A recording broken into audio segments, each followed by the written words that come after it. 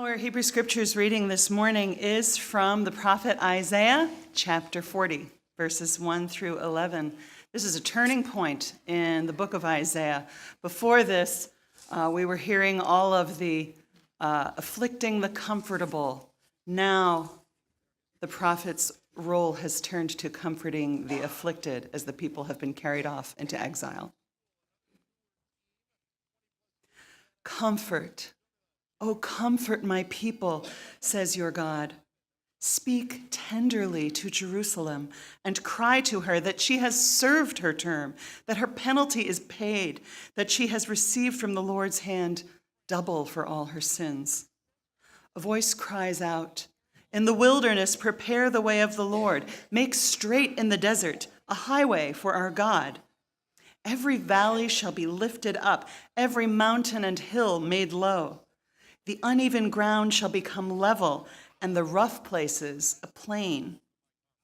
Then the glory of the Lord shall be revealed, and all people shall see it together, for the mouth of the Lord has spoken." A voice says, "Cry out." And I say, "What shall I cry?" All people are like grass. Their constancy is like the flower of the field. The grass withers, the flower fades when the breath of the Lord blows upon it. Surely the people are grass. The grass withers, the flower fades, but the word of our God will stand forever. Get you up to a high mountain, O Zion, herald of good tidings. Lift up your voice with strength, O Jerusalem, herald of good tidings. Lift it, do not fear. Say to the cities of Judah, "Here is your God." See, the Lord comes with might, and his arm rules for him. His reward is with him, and his recompense before him. He will feed his flock like a shepherd. He will gather the lambs in his arms and carry them in his bosom and gently lead the mother sheep. This is the word of the Lord. Thanks be to God.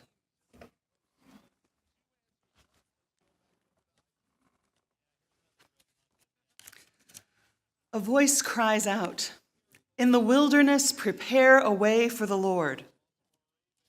Have you ever had to clear a path? Anyone? Last March, we had a blizzard around here, and I have vivid memories of clearing a 15-foot path, only 15 feet, of 3-foot deep snow while the wind was still blowing it all around. It took a little while.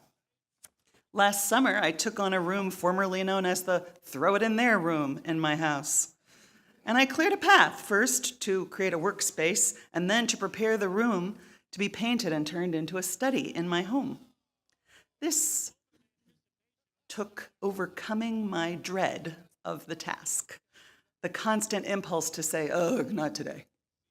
Tomorrow, maybe." Thousands of years ago in the ancient Near East, it was the custom for some religions to celebrate their festivals with the processions of their gods, which were inevitably physical representations of small g gods, animals, eagles, poles, trees. Armies of workers would clear paths for those processions to take place, and the small g gods would roll by on the tops of wooden carts with squeaking wheels on those newly flattened roads. In our passage from the prophet Isaiah, the prophet is saying that the people should clear a path in the wilderness for God, the large G God, the God of Scripture, the God of Abraham, Isaac, and Jacob, the God of the covenant at Mount Sinai. Make straight a highway for your God, because God is coming.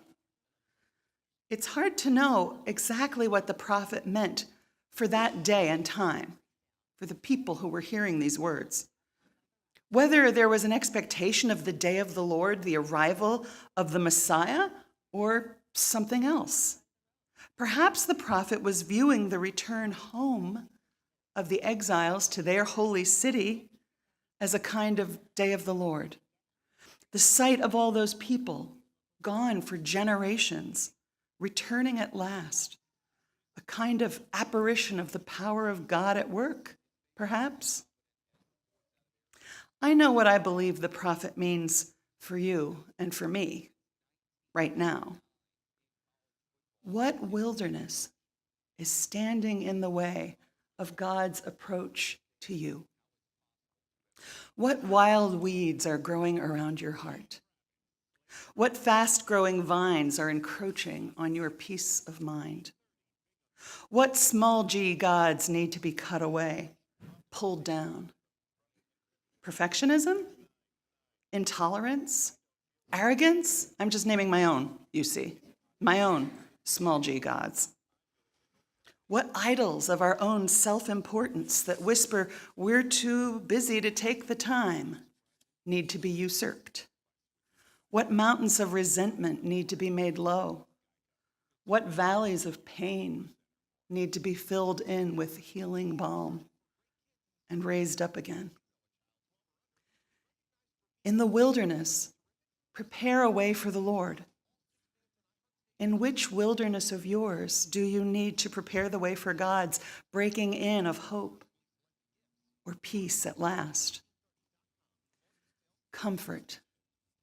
Oh, comfort my people. The good news is this: God does not wait for our perfect readiness.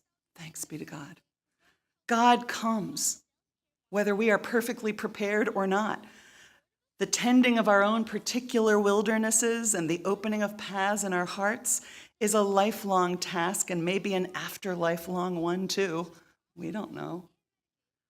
God speaks tenderly to us and feeds the flock of us like a shepherd and gently leads us, whether we have reached full preparedness or not.